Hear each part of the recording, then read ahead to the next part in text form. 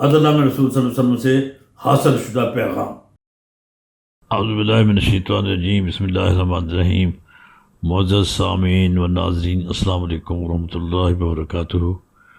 آج عدل نامہ رسول صلی اللہ علیہ وسلم کے سلسلے میں جاری پروگرام کے ذیل میں آج سلسلہ نمبر 33 کی کڑی نمبر 6 یا چھٹا پیغام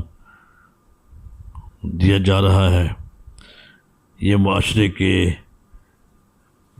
بہت اہم شعبوں سے متعلق افراد کے لیے پیغام ہے۔ اس میں معلم ہے یا استاد کہہ لیں یا ٹیچر کہہ لیں، معلم ہے، تاجر ہے، دکاندار وغیرہ ہے، قاضی ہے یعنی جج ہے، اور مفتی ہے جو فتویٰ جاری کرتے ہیں، اور مزدور ہے جو محنت مزدوری کرتے ہیں۔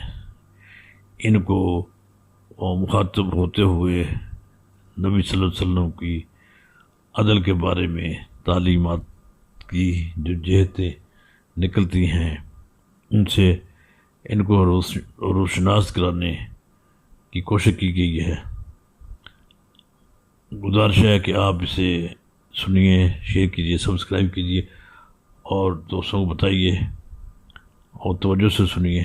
یہ ہے پروگرام پیغام نمبر 6 یا کڑی نمبر 6، سلسلہ نمبر 33 کی کڑی نمبر 6۔ سنیے پیغام نمبر 6۔